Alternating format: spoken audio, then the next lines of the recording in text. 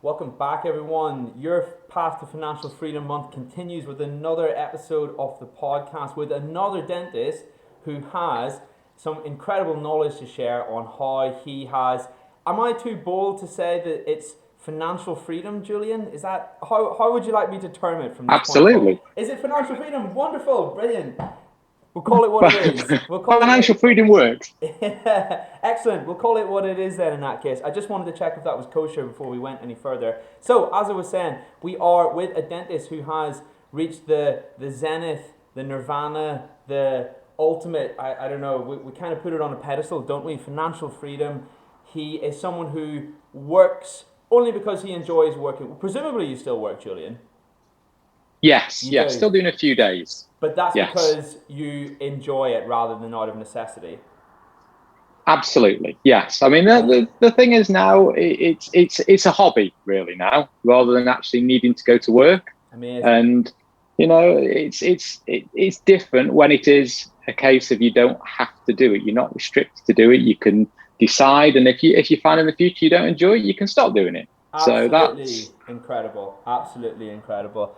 So, as I say, you may have already guessed his name is Julian because I've kind of, given up the gambit on that one. Julian Keen. It's an absolute pleasure to have him here today. And Julian is a dentist, and Julian is someone who, as I say, through enacting steps that he has learned in books, that he has learned through his own sort of independent quest for knowledge, he has reached that position where he no longer works because he has to. And I think that this is going to be an absolutely incredible podcast for those people who are just starting out on this journey, who want some really tangible, actionable points to reach that nirvana, like I say, that promised land where working is no longer a necessity, but is something that you can do if you wish.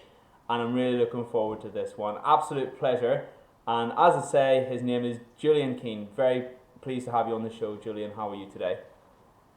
very well, thank you. Great to be here. Thank you very much for the invite. Oh, my pleasure, my friend. I think it's going to be a super interesting one, and it's part of your Path to Financial Freedom month as well, which is the month. Well, I've actually made the idea behind this month was pretty much the idea that you've embodied in that it's empowering people to reach that position where they no longer have to work. And Jazz made a really interesting point that hit home with me on one of the earlier podcasts, in that it just takes that one spurious claim against your name to completely take you out of the game as a dentist, no matter how dedicated you are, no matter how skilled you are, all of those things.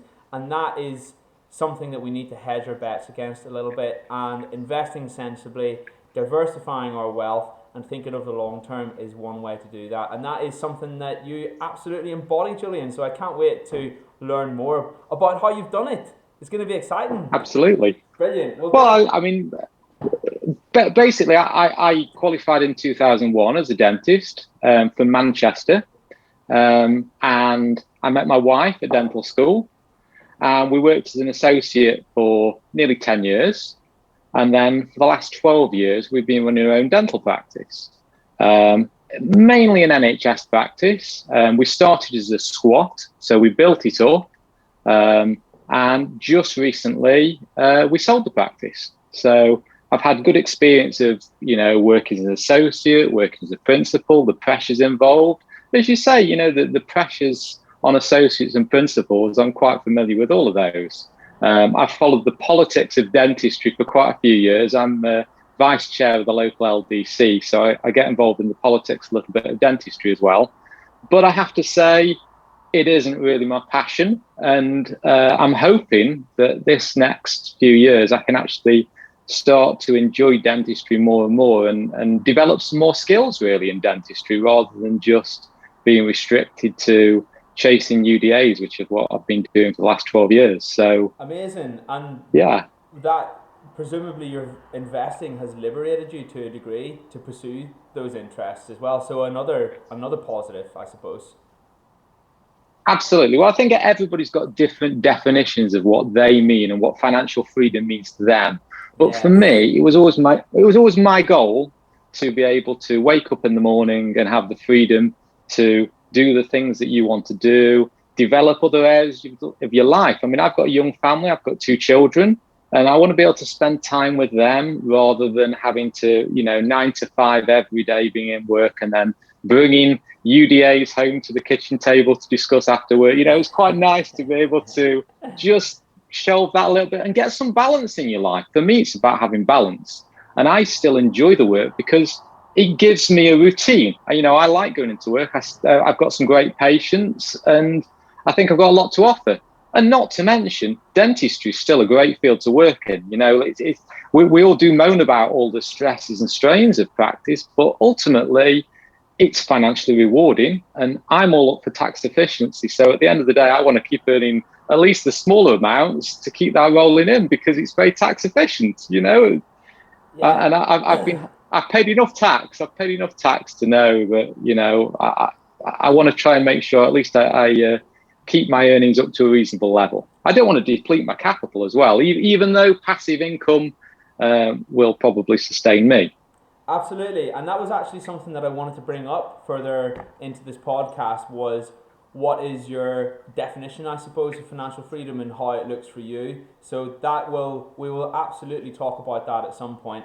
Anecdotally, Yeah. I lived the laptop lifestyle is, I don't know, I think the laptop lifestyle is a bit flattering because that suggests that I was in some way an entrepreneur. I was making money from my pursuits, but it definitely had the laptop part. Maybe it didn't have the entrepreneurial But aspect so much. I think Andrew Craig says something about that. He says when he wrote the first issue of the book, he said, I think it was somebody like Mark Twain said you should continue to write for free until you can get paid for it. And I think the same thing applies with these podcasts and things. You've got to keep doing them for free until they're prepared to pay you for the work. Yeah, But I mean, I absolutely, you know what, regardless of advertisements and things like that, it's more than that to me. It's the education is incredible, and some of the things that I think I've just read one too many books on how money works, and when you get to that point, you never quite really see it the same way again, and there's just some really interesting stuff in there that I just thought was worth sharing, and I suppose it came from there. The laptop lifestyle, go on. But I was just going to say, I think one of the things about reading all these books is that actually you're investing in yourself. You're Yeah. investing in your own education. And I don't really feel qualified, as I said to you before. I don't really feel qualified to talk about finance and investing. I can tell you what's worked for me, but most of the stuff that I will repeat is essentially the stuff that I've read from books like Andy Craig, the emails that, the FE TrustNet stuff, the articles from Hargreaves Lansdown, the Warren Buffett quotes. Let's look at these things. And essentially, what you're doing when you're reading these books is you're investing in yourself. And I think there's a famous quote from Warren Buffett that said, if you invest in yourself, you're going to increase your value by 50% if you can just improve your communication skills alone. Yeah, And that's and an and that interesting point. Yeah, totally. I mean, and that was why he was saying that when he was very young, he enrolled on the Dale Carnegie course, and he went on the course, and as a result, he improved his communication skills. And there's another one line that he says. He says, at the end of the day, if you can't communicate with people, it's like winking at girls in the dark. Nothing's going to happen. Totally. And that was, Julian, that is absolutely why I wanted to get you on the podcast because you are a dentist who, as I say, you've enactioned these steps that you've read in books and you've got to that position where you no longer have to work. And this is so, for anybody listening, this is so tangible because Julian is a dentist just like each and every one of us. And you can hopefully, the aim of this podcast, talking about investing about yourself, this podcast is hopefully going to be an investment in yourself. And some of these things that we're going to talk about with regards to how Julian specifically has done it will hopefully be incredibly actionable for anybody who is listening. So where I was going with the laptop lifestyle thing, I've actually realized I don't want to be the laptop lifestyle guy because when you get up every single day, and you don't have a job and you don't have a routine, it does get a little boring after a while. I've learned that lesson because I've been through it as such. So 100%, I would personally, even if I get to that point where I no longer have to work, it would be more the peace of mind that it would buy me rather than the fact that I no longer have to continue doing dentistry. Because I actually really like my job, and it sounds like you're in a similar position. So anybody who's listening, this is not about leaving dentistry. This is just about buying yourself some peace of mind and how you can make your money work for you. Smashing. Cool. Julian, you've done a little bit of this already, but I was hoping that you might just go into a little more detail about your journey, who you are, and what has, you've obviously been a dentist for quite a few years, just how you got into dentistry, and maybe just a little bit more about yourself for anybody who's listening who doesn't necessarily know you or hasn't met you before. Yeah, I mean, essentially, when I was doing further maths at A level, my maths teacher said to me, she said, "Well, what do you want to do in the future?" And I said to her, "I want to be a stockbroker." And she said, "Oh, you're not going to cope well as a stockbroker. You haven't got the right psychology for that." She said So that, really? I went, yeah, Really? she said that, and she was right. She was right. Oh, she I was mean, we right. talk Okay. a lot. Yeah, absolutely. I mean, I'm not made for high risk investments and these. I do panic when my portfolio loses 20%. I start, and also I do get quite euphoric when I'm up 20%. I'm conscious of that, and I think that's part of the learning curve of investing. Actually, that when you're on this roller coaster and you're making, £20,000 a month and it's gone up, and then you lose £50,000 and then it's, that's a lot of money, and you start to get quite conscious of these sums. And I think, it really does make you realize the sort of person that you are. Just to jump in for 2 seconds, that's an interesting point you realize about psychology, because when we're investing, we talk about fear and greed. Those are the two most eminent psychological characteristics or traits that are on display. It's almost as if fear is something that it's not okay. It's not okay to display fear, but as soon as we're allowed to be euphoric when things go up in price because it's a positive thing. But actually, both Yeah. things can work against you. So it's interesting to hear that you've got that awareness, I suppose, that you're able to juxtapose those two things and realize that maybe both of them are not necessarily good. But lots of people maybe don't realize that as well, and that's something that I've noticed in others, but also definitely myself. And I'm still working on that, because there is still always some fear. There's always going to be some fear and greed. The trick is just to let it to influence your decisions. Anyway, I just wanted to jump in on that one. It was just an interesting one. Absolutely, but I think more and more, and one of the things that we keep touching on is the psychology of this. And absolutely, you might think you're strong, but when you're in these situations and the market's turned against you, it can have a huge impact. And I think understanding that and appreciating that and almost being forewarned that these are the things that are going to go on can allow you to be forearmed. When you appreciate that you are going to have years when your portfolio is going to be down 50%, gives you the strength to hold the market and stay the distance. I think Warren Buffett's famous quote again was something along the lines of, a lot of people are not emotionally and psychologically stable enough to invest in stocks. Mm-hmm. If you're going to do dumb things when the market turns against you, then you should not be owning stocks. Mm-hmm. And he uses the example. He says, well, if you buy a house for $100,000 or $200,000 and somebody offers you the next day $80,000 for it, you don't necessarily buy just because that's what people are offering you. You hold the distance and don't panic. And I think it's been strong in those situations. That's a big lesson.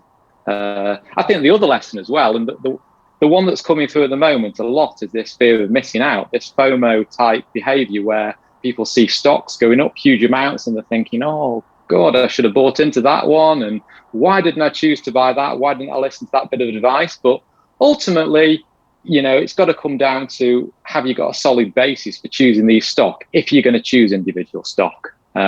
Obviously, we can talk more and more about the general investment strategies and what I've done. But I would personally try and avoid buying individual stock. I prefer to buy either actively managed funds or passive funds. Fair enough. So you were in school. Your investing hopes, or your your ambitions, they took a bit of a knock. This teacher kind of set maybe give you this negative feedback, and then where did it go from there? You went to dental school. You began to get into investing So, around about that time.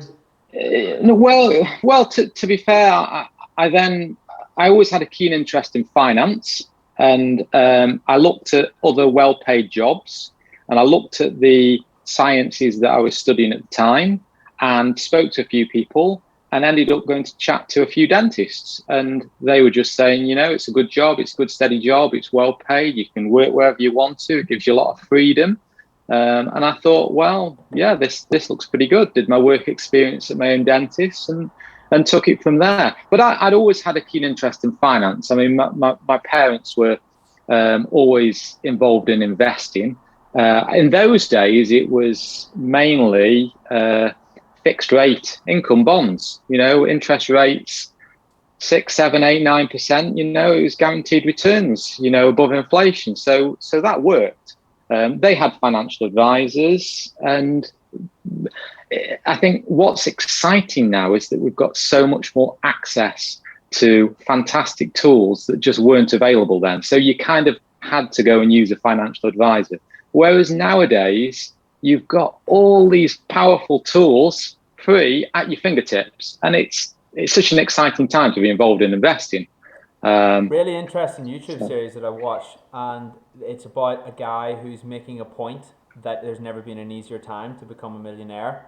And that's for two reasons. That's because £1,000,000 is worth less in real terms than it was all that time ago. But most prominently, it's because of the power of the internet and investing in all these you can move a hell of a lot of money around on an app on your phone. It's just insane. Absolutely. And that flexibility was not available. Even iPhones, the first smartphone that came out, 2008?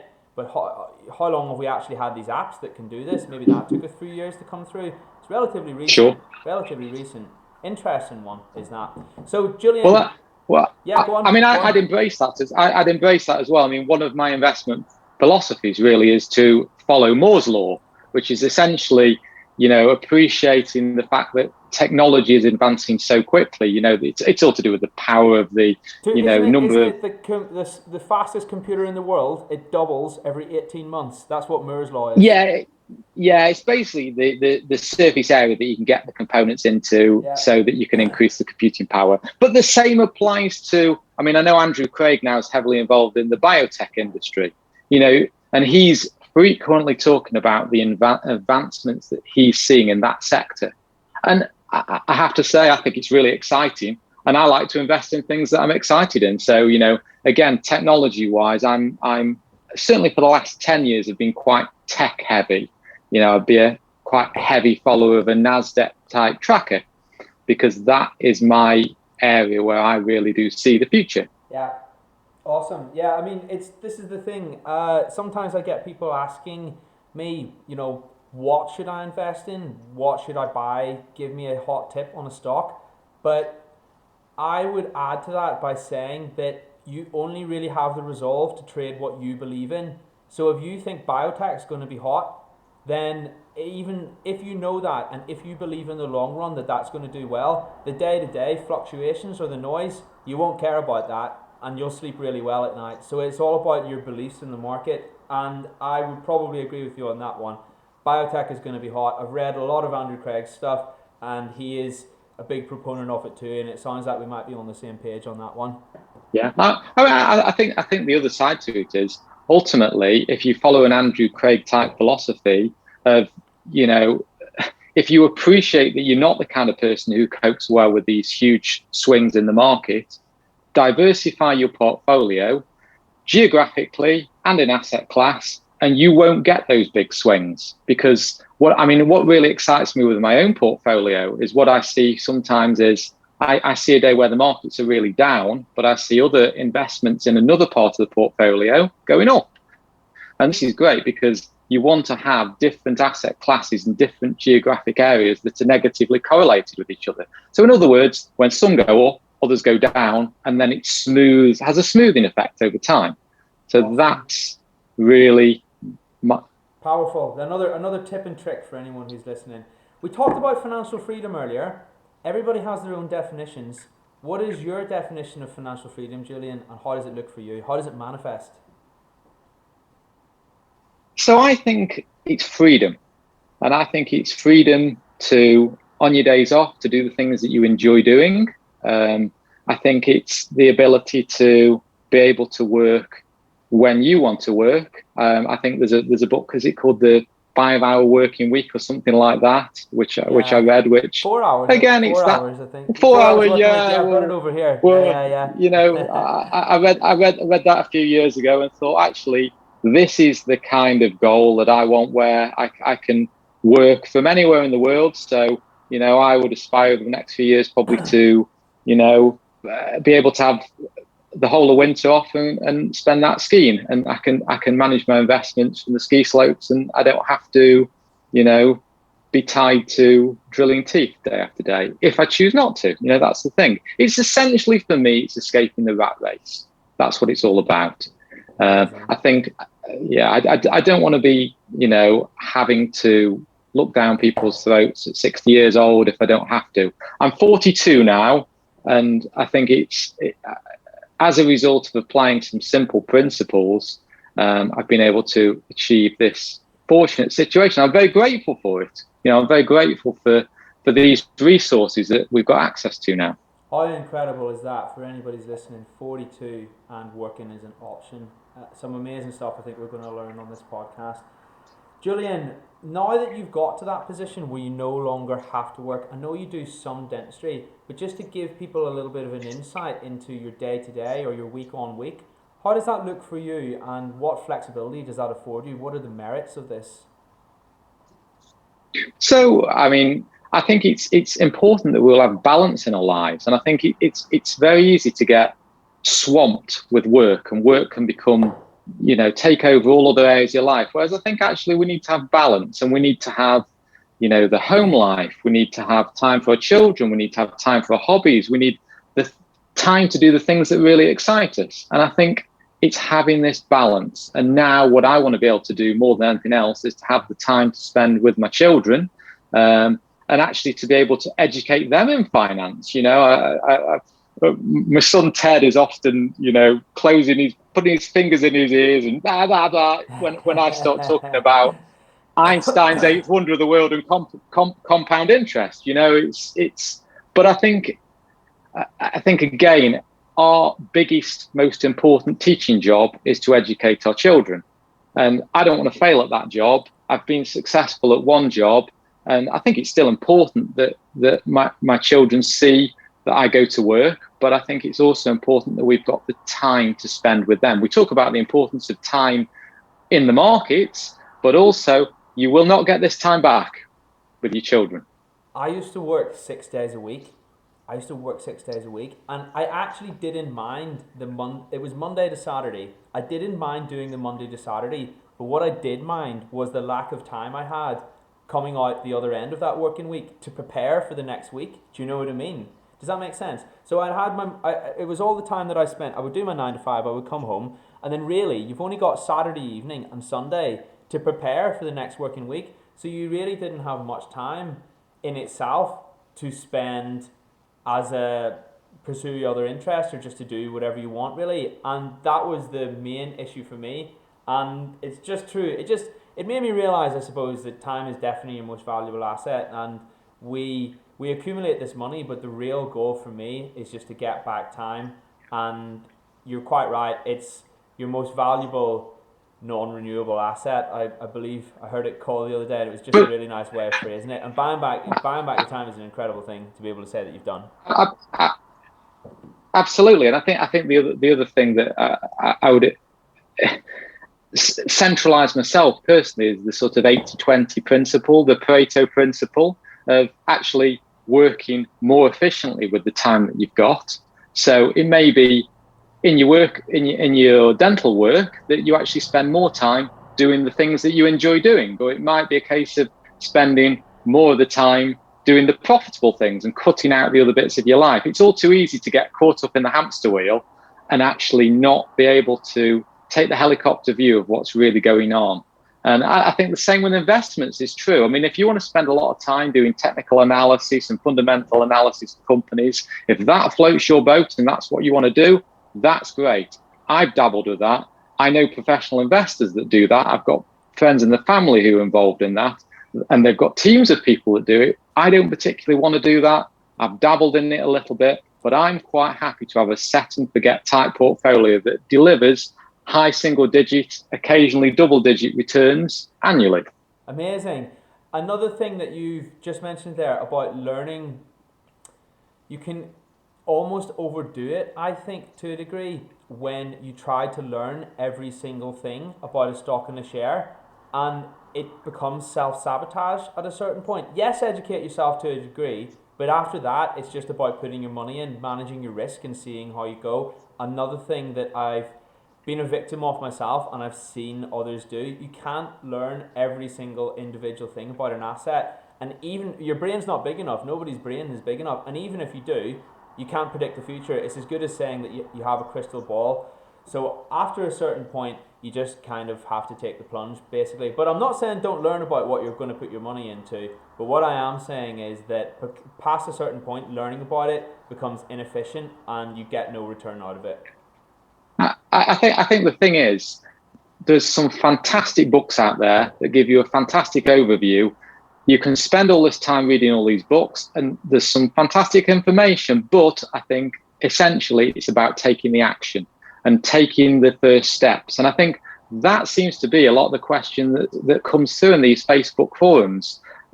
I go in one or two of the American groups as well to see what's coming on over there. And actually the thing that seems to come through again and again is, where do we start? You know, it's what do we actually do? How, you know, and I think the whole point is getting a basic understanding and then making those first few steps. And I think that's where we're looking nowadays, that it's never been easier to take these first few steps with only 50 quid a month. You know, these things were not accessible a couple of 100 years ago, you know, when the JP Morgan types and the Harvard School and Oxford and Cambridge, their funds, the access that they had to, the access of the investments that they had, we now have access to, Julian, with relatively small amounts of money. Amazing. Julian, I think you just hit the nail on the head there. That was perfect. That was better than I could have said it myself. What inspired you to begin going down this path of learning about money, etc.? Was there a specific moment that you can remember that served as a call to action,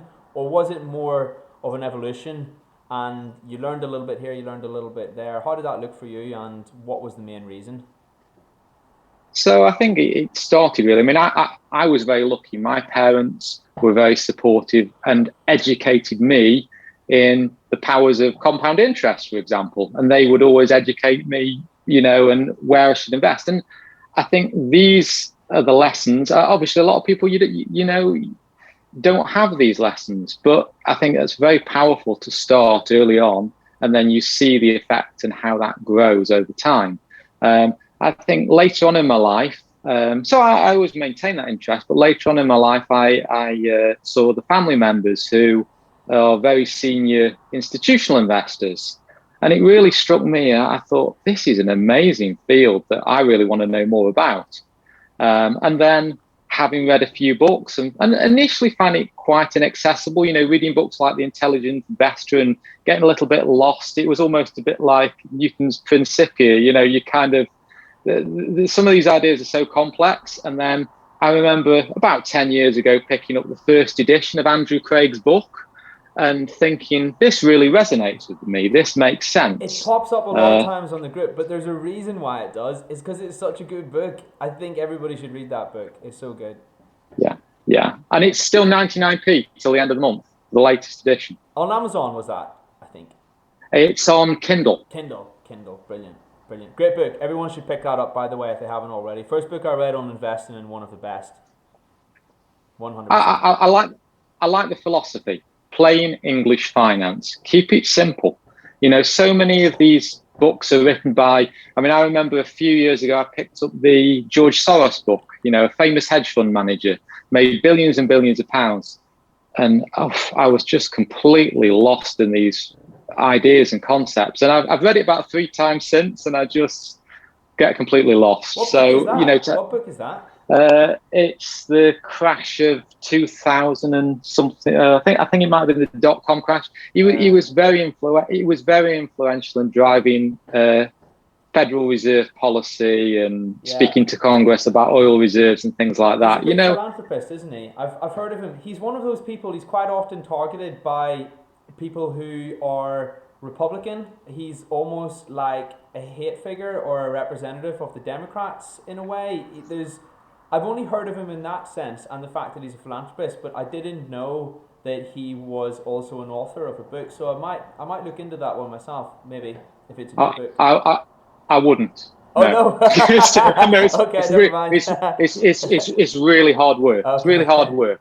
So that's why I was, really impressed when I could read a book like Plain English Finance. It's so easy to read, and so easy to follow. But yeah, I think there's a lot of these billionaire philanthropists because essentially they've been recruited by Warren Buffett to, join his club, if you like, and try and make things better really on a world stage. And I think that's part of the Gates Foundation and so on. So fantastic work. He always jokes though again that trying to convince some of these billionaires to part with some of the money isn't that easy, and it's how you actually live on your last £1 billion. It's a bit of a concern for some of them. It's a hard life, isn't it? There is that stat about Warren Buffett where.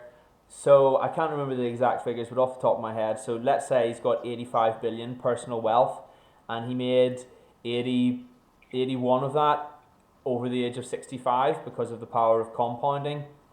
So it's just another piece of evidence, really, just how powerful that effect is. Einstein certainly thought so. Eighth wonder of the world, in his words. Absolutely. Well, I think I posted it in your group the other day. The Buffett. $10,000 invested in an index fund when I bought my first stock in 1942 would be worth $51 million. How amazing is that? And that's just buying an index fund, set and forget.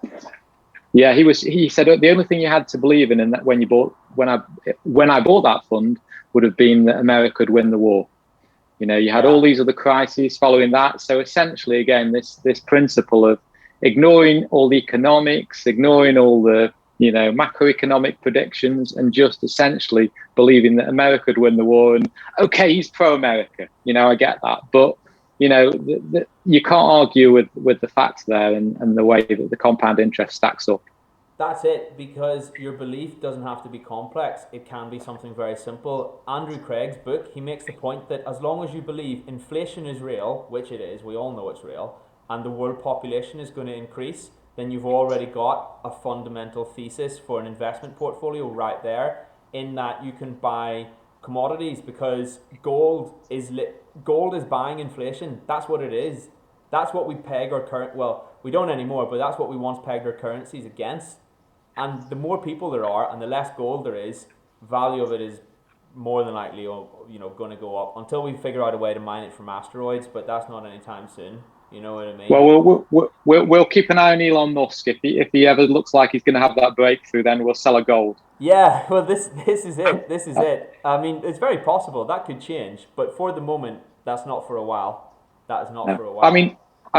I've followed gold for quite a long time. I mean, after I read the first edition of the Andrew Craig book, I first started emailing Andrew Craig and exchanged many emails, and I remember one of the emails he sent me at the time was he was saying that gold had on average returned 12.3% per annum since 2002. So it gives you an idea of the returns, long term with gold. I mean, you can pull up the gold bullion vault graph of gold over time and trace it back. At the end of the day, it's got thousands of years of history. So, well, it literally is. I mean, gold is inflation. That is the principal commodity that we peg value to. That's what gold is. It's an interesting conversation. It'd be an interesting podcast someday. The merits of gold, perhaps. Yeah, well, I mean, I've been a gold bug ever since, and I know Warren Buffett's actually very anti-gold. He's very bearish of gold. He doesn't like the He fact likes that it his doesn't do stocks. anything. Yeah, he likes his stocks, Yeah, doesn't he? yeah, yeah, He likes yeah, reinvesting his dividends and compounding. And yeah, yeah, there's nothing wrong with that. Both, yeah. that's the thing about investing. You don't have to be right or wrong so much as you just have to beat inflation and be, you know, successful in that sense. It's just another way of looking at it. As long as you're profitable, you don't have to be the best. You just have to beat inflation, and you're already using your money to work more effectively for you. Another way of looking at it. Julian, when you were talking about, you've obviously been on this journey, which is great, and you've began learning about money quite a long time ago. For anybody who's listening, who's maybe at the start of that journey, what were the greatest lessons that you learned throughout that process? So I think the starting point really is you've got to understand the game. The game's got rules, and you've got to understand how the game is played. And certainly for me, it really struck home the power of understanding not just the compound interest, but also the tax efficiency and the tax efficiency savings that you can make. And I think, again, in your group, there's been a lot of people who've made some fantastic points in terms of how it's a great place to start with an ISA or a LISA or a SIP, and utilizing these tax-free wrappers to try and optimize your returns. So that's first of all, you've got to understand the tax situation. And a great place to start, and the place that Andrew Craig again strongly recommends, is you just start with your ISA. You're allowed to put £20,000 a year into your ISA, for yourself and your spouse, and it's any growth tax free. That's the beauty of it. And other people around the world really would be envious of that fantastic tax break opportunity. I think it's incredible. I mean, the fact that we've got this tax wrapper available to us in the UK, I don't know of any. I know that America have got their 401ks. I'm not sure on exactly how these work, but to me, £20,000 unlimited, invest that and tax-free returns, that's an incredible deal. Yeah. You pick I think that the interesting thing as well with the 401k, I hear a lot of the people in the American group moaning because they're now finding out the fees that they've been charged over the years for this thing. Okay. And there's £6 trillion, $6 trillion, I believe, at a recent count up in the American 401k. So it's a huge area of the market. But yeah, I mean, greatest lessons. I think you've got to understand the rules. You've got to understand tax efficiency.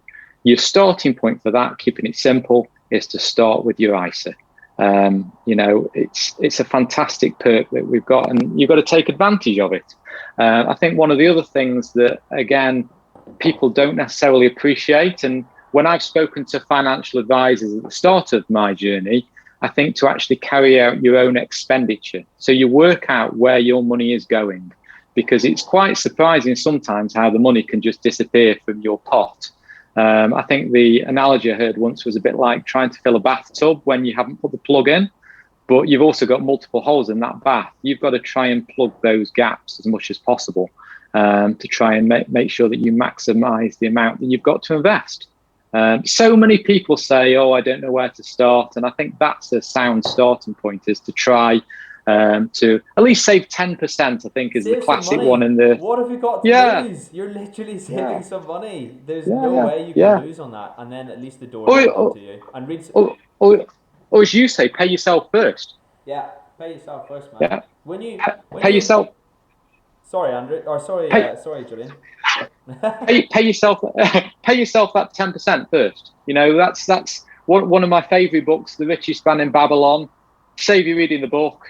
Just pay yourself that 10% first and control your expenditure. Yeah. That's the thing.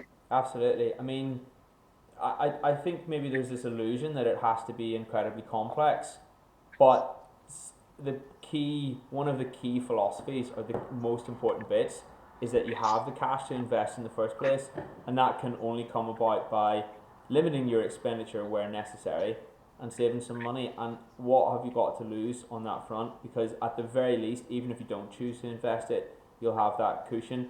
And maybe that's a very simple message that gets overlooked quite a lot, and it's one of the most important ones in investing. It's more about the gains, gains with a Z, you know what I mean? People get hyped over those, but to be able to get to that point, as I say, important to save in the first place. And I think that's one of the most fundamental and key lessons, that if anybody who doesn't do that already, is really worthwhile upping your game on that one. When we spoke, I think it's all. Go on. I was going to say as well. I mean, some other lessons were things like, and again, I have your group to thank for this. As a result of listening to what some of the people have said on there, looking at the fees that you get charged, really looking at how these fees stack up. And again, in this day and age, how easy it is to Google a fee calculator and work out exactly where your fees are going. I mean, I plugged some figures in before we came on air to talk about this. And I actually had to check it on a couple of fee calculators because I couldn't believe the effect it had. So take a figure like £20,000 that's a good figure to take because it's what your allowance is, your annual allowance to put into your ISA wrapper. And if you put £20,000 into your ISA wrapper every year for 30 years, so you start at 20 and you keep paying into that, you will have, if you assume high single digit interest rate of about 8%, over the period of time, you'll find it will have grown to about £2.5 million. Wow. If however, you pay fees of 2%, it takes off £850,000. Wow. In fees. Now the interesting thing is you've still got a decent pot of money there. That's still a good amount of money for your 20,000 you put in. And remember, you can do the same. Your spouse can do the same, so you can actually double up on that. And that's just using your ISA allowance alone. So you can see over 30 years how you can build up a really, really good pot of money. And that could easily be the step to your financial freedom. You have to work out how much you need to live on, but that's a really good chunk of money there that you can build up tax-free growth in. Simple as that. So that few percentage, simple as that. That few percentage that you wouldn't, you maybe look at and you wouldn't bat an eyelid, adds up big time when compounded. Absolutely. So again, I mean, I know a few of the guys on your group have talked about passive funds, and I have tried to diversify my own portfolio more and more with passive funds, minimizing costs.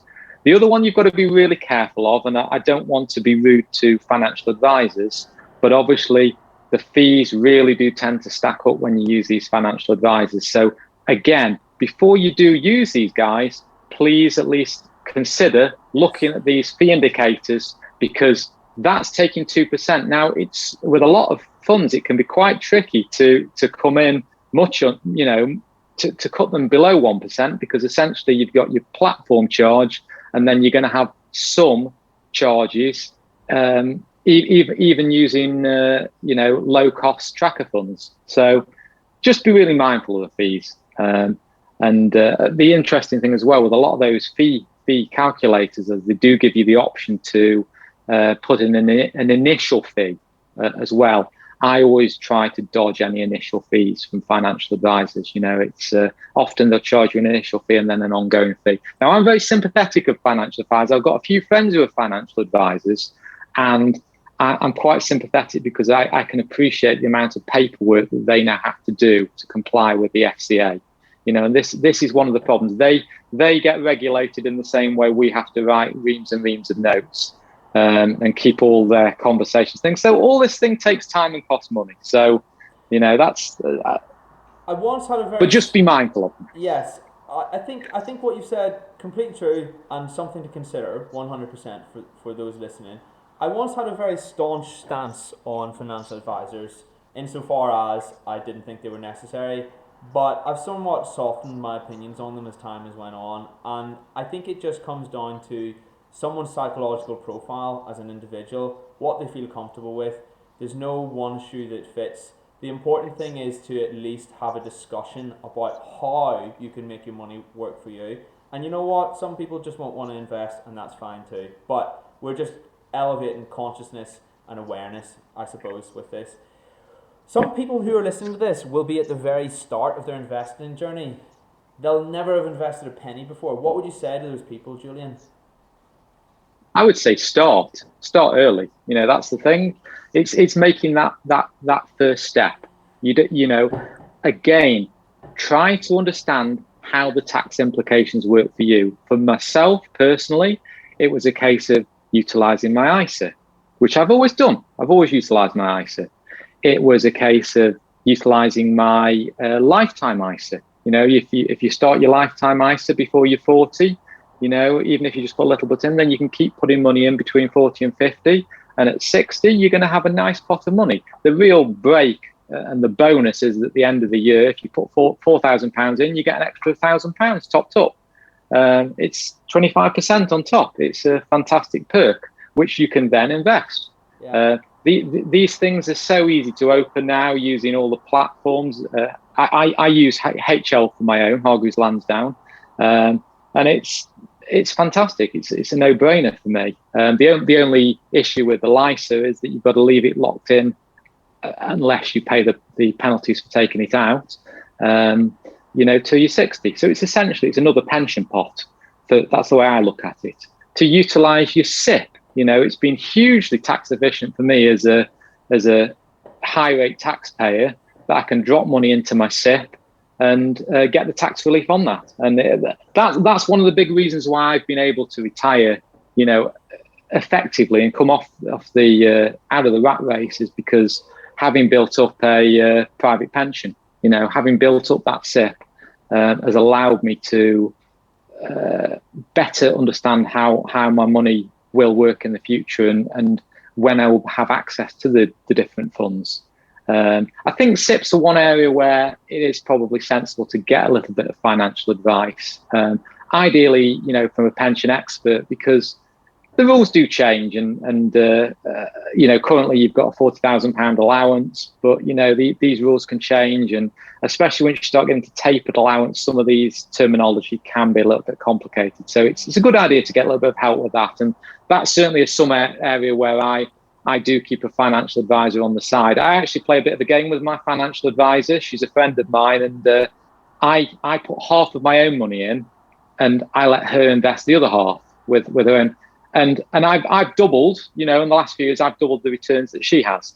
But then that's because who's winning. Yeah, but I invested a small proportion of it in Bitcoin, and a few years ago, and obviously we can appreciate where Bitcoin is now. So but that's part of the fun that you can have with it, and I enjoy doing that, and I enjoy winding up about that. So that's part of the fun. But again, it'd be interesting to know if there's any FAs out there who use Bitcoin as an investment vehicle. That would be really interesting. Well, I think the point is very few do that for their clients, because it's essentially considered too high risk. They may well have a little dabble themselves. I noticed, and one of the reasons why I chose to invest in Bitcoin now and over the last couple of years is because I've noticed more and more professional investors getting involved. And certainly when I hear people like companies like Ruffers allocating a proportion of their portfolio to it, I start to think, well, perhaps this is. Whereas in 2017, I think there was a much higher risk of it going to zero. I think now, there's a lot of upside to it. Having said that, I've sort of followed your advice a little bit and taken some profits from that, because I just feel actually, there still could be a big correction on the way. But again, I don't want to speculate on it too much. It's a small proportion. And I think, I've done a similar thing with Tesla. When these valuations go up 500% in, short periods of time, I tend to think, these valuations are crackers and we need a bit of common sense. And I understand the psychology of the herd a little bit more now. So that's but other things that I would say to people starting out, I would say keep it simple. When you're gonna start out, keep it super, super simple. I think so many people don't make that first step because they don't know where to start. So for me, I kept it simple by I just opened an ISA with Hargreaves Lansdown, and I paid a little bit in at a time. So I drip feed it in, pound cost average it in. I made sure that I had a plan of how that was going to work. And then I initially started by looking at, it was at the time, Hargreaves Lansdown had what they called a Wealth 150. So it was 150 of their kind of recommended funds. And that was a good introduction. And then I looked at the charts around the funds, and they seem to have done well. Ideally, I looked at a long-term track record. So the longer the term, the track record, the better. So I tended to choose actively managed funds who had fund managers who'd worked through previous crashes. So they'd worked through the dot-com crashes and the GFC crash. So at the end of the day, I've got, a far better idea of, can these managers manage the downsides as well as the upsides? And I would always feel more comfortable choosing a fund rather than buying individual stock. The question that I keep getting asked time and time again is, should I buy this stock or should I buy this stock? And I don't think that's the place to start. I think the place to start is with a big fund, because essentially what you're doing then is you're not putting all your eggs in one basket. Nobody knows whether Apple's going to be up or down tomorrow. You might know over a long time frame, but if you group that together with all of the other, stocks and adopt own the world type philosophy, then, you win. Well, this is it. I mean, if you buy the FTSE or you buy the S&P 500, you're effectively buying the economy of the USA or the UK, and unless the whole country capitulates overnight, that's a really solid thesis or fundamental basis for an investment portfolio. Another way of looking at it, and stocks are fine, individual stocks are fine as well, but they're always going to be more speculative than an index fund, 100% every day of the week. You've obviously read quite a few books on investing, Julian. I know that we've talked about how to own the world, and you and I are both big fans of that. So that is 100% one that everybody should pick up. 99p on the Kindle store, which is incredible. Any other resources that you can invest, or that you can recommend to others who are interested in getting into investing? Yeah, I mean, I think. So I'm not a big reader, to be honest. So I think the other thing that I try to do is I try to listen to podcasts and resources to try and so that I can do it at the same time as, for example, I'm exercising or going to the gym, that type of thing. So, later on I might go out on my mountain bike, and while I'm doing that, I'll probably be listening to some macroeconomic outlook, on a podcast. So I quite like that sort of idea. I would recommend listening to, thank you. I would recommend listening to some of the Money Week podcasts. I think they're fantastic, a little bit more detailed. Other sources, I think, How to Earn the World, but I would also recommend, he's done a more recent book. It's called Live Well on Less, I think, or something like that, Live on Less. And I think even if you just follow the summary of that, I made a note of it actually, because his steps that he recommends in the book are basically what we've talked about already. So if you're going to bullet point them, it's find a reserve of money. Try and trim your finances so that you can save a little bit of money. We're lucky as dentists, we earn well. Some of the people that I talk to, they really struggle to save £50 a month, but at least find some money to make that first step. Secondly, pay off any debt. So work out, what your most expensive debts are and get rid of those first. Third thing, make sure you build yourself a rainy day pot. I know the financial advisors are big on this. Make sure you've got at least 6 to 12 months of reserve in case you lose your job, these types of things. Set up tax efficient accounts. So we've talked about these things. And finally, look at a sensible asset class allocation. And, Andrew's big on the 100 minus your age for working out the risk profile for that. So that's a great introduction. Again, if we're going to gear it for people who want to think of another book to read as a starting point, that's the type of thing. If you want to get into more complicated things, there's plenty of, I'm sure you could recommend lots and lots at the moment for technical analysis and things like that, and looking at the charts and making these predictions. I actually had an email the other day from a pal of mine who is a professional trader for JP Morgan, and I can share that with you maybe in another podcast, but I mean, it was quite interesting, his insight into it, because I think what you've got to be careful with a lot of these books is a lot of the guys who deal with them have got skin in the deal, if you like, and they've got their agenda. And I think you've got to watch that a little bit now with How to Earn the World, because the VTPEF Global Fund that Andrew runs, is essentially trying to build more and more interest in that, and it will keep plugging that more and more. It's quite an expensive fund. He admits it himself in his latest email newsletter. But again, it's free to subscribe to his email newsletters, and they do provide some fantastic insight into the way his mind works. And for a number of years, you can get the previous off his website as well, Plain English Finance. So they'll give anybody a rock solid understanding. One other source that I really like is the Hargreaves Lansdown website. Some of their articles are good. I like the one that they did recently about the difference between speculators and investors.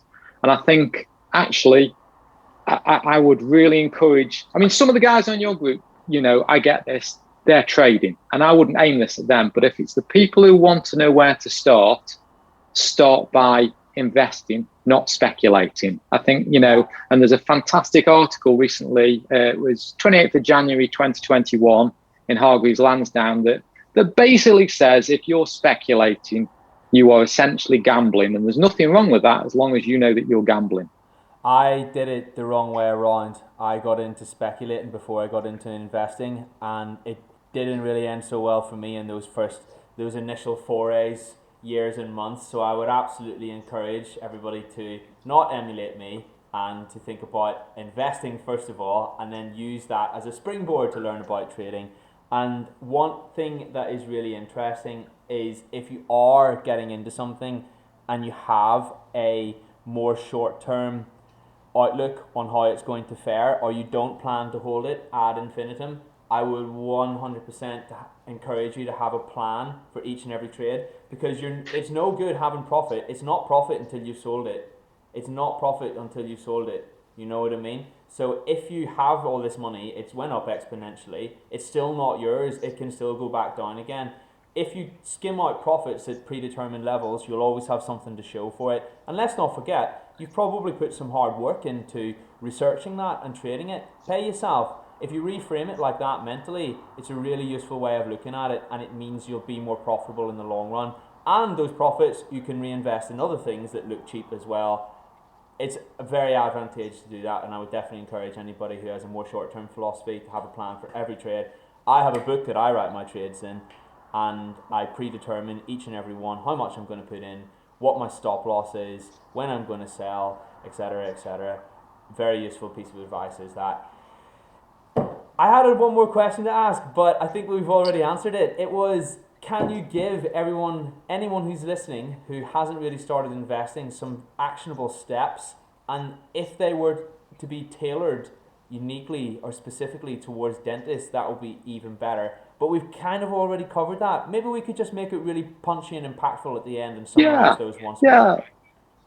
I mean, the only other thing I was going to say is a further book to mention is the one that you've mentioned again recently, The Unshakable. And I think, it keeps coming back to this psychology. And I think this is a learning journey for all of us. And I think none of us are professional investors. We're learning, and we're going to have to course correct, a bit like an aeroplane that's off course at times. And we've got to live and learn from these things. We've got to be flexible. And we've got to learn about the type of investment strategy that works for us. You might find your fantastic technical analysis and you can predict what the herd, is thinking. But essentially, let's keep it simple. And I think essentially the starting points are, as dentists, we are very fortunate. We're in a well-paid occupation where we should be able to save money each month, and to then use a tax-efficient vehicle to maximize the returns that you're going to get, and to always make sure you've got a rainy day pot put to one side as well, and then to invest it in basically to protect yourself by investing geographically, to make sure you're diversified both in asset class and geography. And then also to make sure that you drip feed the money in, because none of us can time the market. If Warren Buffett, he's very well spoken on not trying to time the market himself. If he can't time the market, we certainly can't. So, we should break it into chunks and drip feed it in Doesn't matter if you've got a lump sum to invest, still break it up, because that will have the smoothing effect again. Amazing. Dollar cost averaging, or pound cost averaging, is the technical term for that, and that's what Julian has just basically described. And you're absolutely right, even professionals can't do it, so what hope do we have? 100%. And by buying in predetermined amounts over many weeks or many months, you also average down your investment price. And therefore, if you believe that stocks, indexes, etc., are inherently biased to go up in value, which they generally are, then you can always buy them cheaper for what you will eventually sell them for, because of that effect and because of the fact that you've averaged out your entry. And as well as that, it makes you disciplined. Well, I think one of the things that I heard recently Andrew Craig talking about was actually the fact that what most hedge funds aim to deliver is round about 0.8% per month. That's actually what they aim to do. Yeah. Rather than having these big ups and downs that psychologically are devastating for their investors, they aim to grind out 0.8% per month. So if you're doing more than that, you're beating the professional investors of these multi-billion-pound hedge funds. Then you have to question the risk-reward structure that you're working to, and is it going to pay off long term? And again, I think hedge funds probably aren't the way to go unless you've got big sums of money to invest. Because we're all familiar with the bet that Warren Buffett had with Protégé Partners, and that's a fantastic piece of history. The fact that one of the world's most prolific active investors took on hand-picked hedge funds, the top 5 by Protégé, and still managed to outperform them, taking fees into account, is quite an insight, really. Interesting stuff. Julian, this was an amazing podcast. Thank you so much. I hope everybody who has listened has learned a lot today. I've picked up a few things, and it's so super tangible, because Julian is a dentist, still works as a dentist, and he has applied these methods to reach that point where he works only because he likes his job. How amazing is that? That's so useful to everybody who is listening, and that was part of the reason that inspired me to create this Your Path to Financial Freedom month as well. Julian, we're going to wrap up now. Any parting words? Thank you so much for your time, by the way. Keep up the good work. It's fantastic. It's great. This is making it accessible to people, and I think we all need financial education, and the more we can build on that, the better. I think the one thing that struck me was there's some statistic along the lines of 70 to 80% of millionaires who win the lottery, win multi-million pounds, end up broke within 5 years. And essentially it's because the mindset, and they're not financially literate. So I think actually utilizing some of these skills can really pay dividends. Awesome. Thank you so much, Julian. We're going to let you get off now and enjoy the rest of your day. If anybody's listening to this podcast and they haven't heard of the group that we're both referring to, it's called Dentists Who Invest, Community Group for Dentists Who Enjoy Trading. You can find it on Facebook. Financial information for people who are not necessarily financially literate, and we're seeking to elevate the collective consciousness of dentists so that they can make their money work better for them and enjoy their life more and have more freedom. So definitely a worthwhile group to join if you're not in it already. Julian, thank you so much for your time. You're welcome. Absolute Enjoyed pleasure it. to have you, my friend, and we will connect very soon again on the group, I'm sure. I'll see you later.